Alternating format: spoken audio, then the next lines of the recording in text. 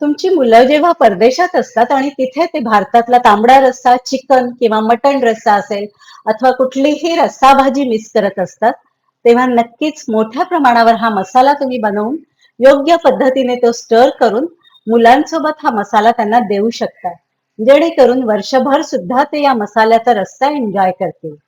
कोणीही हा मसाला आपल्या लाडक्यांना बनवून देऊन त्यांच्यासोबत वर्षभरासाठी देऊ शकतात. नमस्कार, मी संगीता. तुम्हा सर्वांचं माझ्या मुत्ताकखान्यामध्ये मनापासून स्वागत करते. मसाल्याच्या वाटणासाठी इथे मी 1 किलो कांदा असा उभा चिरून घेतलाय. बाकीचेही मसाले परफेक्ट असायला पाहिजे. त्यासाठी मी 200 ग्रॅम किसलेलं सुकं खोबरं घेतलं आहे. 10 टीस्पून म्हणजे पोहे खायचे चमचे धणे पावडर घेतली आहे. 10 टीस्पून गरम मसाला किंवा काळा मसाला घ्यायचा आहे. 3 टेबलस्पून तिखट मिरची पावडर, 3 ते 4 tablespoon Kashmiri red chili powder. तिखट तुम्ही तुमच्या आवडीनुसार कमी जास्त करू शकता. 1 टीस्पून हळद घेतली आहे. 60 ग्रॅम आलं स्वच्छ धुवून त्याचे तुकडे करून घेतले आहे. 75 ग्रॅम लसुणाच्या पाकळ्या घेतल्या आहेत. 10 ते 12 तेजपत्त्याची पानं. याशिवाय अशी देठासहित 4 ते 5 कडीपत्त्याची पानं घेतली आहेत. मसाला परतून घेण्यासाठी 675 ग्रॅम शेंगदाणा किंवा रिफाईंड तेल जे मसाल्यांसाठी अगदी परफेक्ट होतं. म्हणजे मसाला पॅक करताना तुम्हाला एक्स्ट्राचं तेल बाहेर काढावं लागत नाही.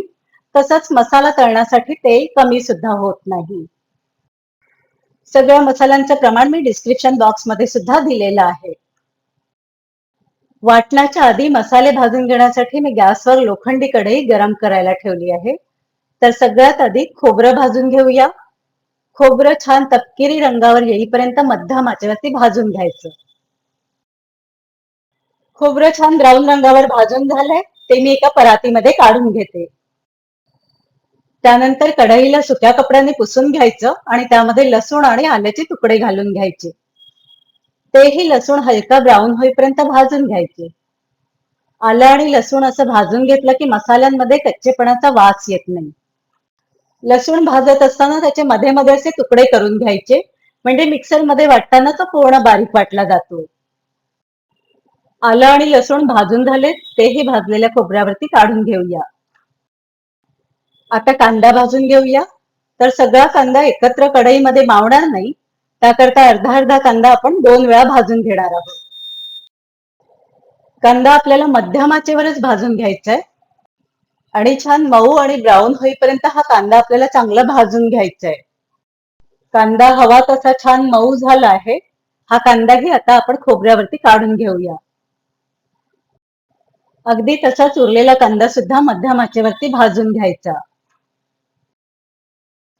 सगळा कांदा खोबरं आलं लसूण भाजून झालंय, ते सगळं मिक्स करून गार करून घ्यायचं. वर्षभराच्या साठवणीचा मसाला बनवायचा आहे, त्यामुळे या मसाल्यामध्ये आपण टोमॅटो आणि कोथिंबीर घालणार नाही आहोत. भाजून झालेला कांदा खोबरं मिक्सरच्या भांड्यात घालून आपल्याला बारीक वाटून घ्यायचंय. मावेल तितका कांदा खोबरं मिक्सरच्या भांड्यात घालून घ्यायचं आणि अगदी कमीत कमी पाणी घालून बारीक वाटून घ्यायचंय. वाटण वाटताना पाणी जरी कमी घातलं तरी सुद्धा ते अगदी लोण्यासारखं मऊ वाटून झालं पाहिजे. तुम्ही बघू शकताय छान बारीक लोण्यासारखं हे वाटण वाटून झालंय.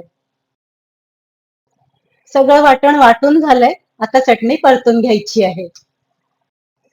त्यासाठी एका जाड बुडाच्या पातेल्यामध्ये सगळं तेल घालून तेल चांगलं गरम करून घ्यायचंय. तेल तापलं की त्यामध्ये तेजपत्त्याची पानं घालायची, कढीपत्त्याची पानं घालायची आणि चांगली तळून घ्यायची. त्यानंतर आपला वाटून घेतलेला मसाला घालायचा. वाटण भरपूर प्रमाणामध्ये असल्याने ते तेलामध्ये घालताना काळजीपूर्वक घाला, नाहीतर तेल अंगावरती उडू शकतं. चटणी परतायला हे भांड थोडं लहान वाटतंय, तर मी ही चटणी मोठ्या भांड्यात काढून परतायला ठेवते. सुरुवातीला चटणीमध्ये पाणी असल्याने खूप बुडबुडे येतात आणि ते अंगावरही उडू शकतात. तर तुम्ही भांड्यावर एखादं झाकण ठेवून मध्ये मध्ये ही चटणी परतत राहू शकता.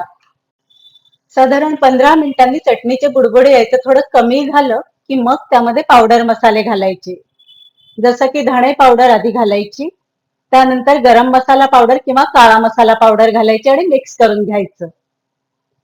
याशिवाय हळद घालायची,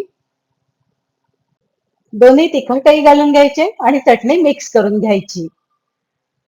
चटणी परतताना यामध्ये मीठ घालायचं नाहीये, नाहीतर मुलं जेव्हा याचा रस्सा बनवतील आणि त्यात परत मीठ घालतील तर मीठ जास्त होऊ शकतं. त्याकरता चटणी परतताना मीठ घालायचं नाहीये. चटणीला तेल सुटेपर्यंत आणि चटणी मधलं पाणी पूर्ण सुकेपर्यंत मसाले आपल्याला चांगले परतून घ्यायचे आहे. मसाल्याला छान तेल सुटलंय आणि उलटण्याचा मसाला अगदी सहज खाली गळून पडतोय. तुम्ही बघू शकताय उलटणं अगदी स्वच्छ झालं आहे. मसाला भांड्यात पडत असताना उलटण्याला अजिबात मसाला राहिला नव्हता. याचाच अर्थ असा की आपला मसाला छान परतून झालेला आहे. गॅसची फ्लेम आता बंद करून टाकायची. इतकं सगळं वाटण परतून घ्यायला मला साधारण 40 ते 45 मिनिट इतका वेळ लागलाय. आता हा मसाला पूर्ण गार करून घ्यायचा आहे. त्याकरता हा मसाला एका पसरट कढईमध्ये काढून घेऊया आणि त्याला पूर्ण गार होऊ द्यायचंय. मसाले आपल्याला झिपलॉकच्या बॅग मध्ये भरून घ्यायचे. त्याकरता बॅगचं तोंड असं बाहेरच्या बाजूने फोल्ड करून घ्यायचं, जेणेकरून पिशवीमध्ये जेव्हा आपण मसाला भरतो तेव्हा तिचं तोंड खराब होणार नाही. आणि पिशवीत जेव्हा आपण मसाला भरतो तेव्हा असा भाताच्या चमच्याने किंवा फ्लॅट चमच्याने भरायचा, म्हणजे तो व्यवस्थित भरला जातो. मसाला भरताना आपली तेजपानं आणि कढीपत्ते तुम्हाला नको असतील तर ती तुम्ही काढून घेऊ शकता. पिशवीमध्ये मसाला भरताना तो अगदी वरपर्यंत भरायचा नाही, थोडी मोकळी जागा त्यामध्ये राहू द्यायची. फक्त पिशवीमधली हवा पूर्ण काढून त्यानंतरच मग पिशवीला झिप लॉक करायचं. असाच सगळा मसाला मी भरून घेते. पुढची पिशवी भरत असताना भांड्यातला मसाला परत चमच्याने मिक्स करून घ्यायचा, म्हणजे सगळ्या पिशव्यांमध्ये तेल सारखं राहतं. मसाल्याच्या 3 झिपलॉकच्या पिशव्या बनून तयार झाल्या आहेत. या पिशवीवर ज्या दिवशी मी हा मसाला बनवला ती तारीख आणि मसाल्याचं नावही मार्कर पेनने लिहून ठेवलं आहे. प्रत्येक पिशवीमध्ये साधारण 550 ते 600 ग्रॅम इतका मसाला भरलेला आहे. तोही तुम्हाला मी वजन काट्यावरती मोजून दाखवते. तुम्ही बघू शकताय प्रत्येक मसाल्याच्या पाकिटाचं वजन हे 550 ते 600 ग्रॅमच्या आतमध्ये आहे. अगदी परफेक्ट तयार झालेला मसाला तुम्ही म्हणाल तर तो 1.25 किलो इतका तयार झाला आहे. एका व्यक्तीच्या एका वेळेच्या भाजीसाठी 2 टेबलस्पून मसाला अगदी थोड्या तेलावर परतून त्यात उकळतं पाणी घातलं की तुमचा हवा तो रस्सा तयार होतो. हा मसाला अंदाजे 35 ते 40 व्यक्तींसाठी आहे.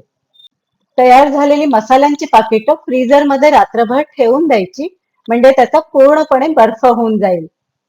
त्यानंतर मुलं जेव्हा प्रवासासाठी घरातून बाहेर पडतील त्याच्या अगदी आधी हे फ्रीजर मधून काढून घ्यायचं, पुन्हा त्याला वरून एक झिप लॉकची पिशवी लावून घ्यायची आणि त्यानंतर अशी थर्मल बॅग मिळते, त्यामध्ये आपले फ्रोझन मसाले घालून त्याला सील बंद करून टाकायचं. मग ही पिशवी आपल्या ट्रॅव्हल बॅग मध्ये भरायची.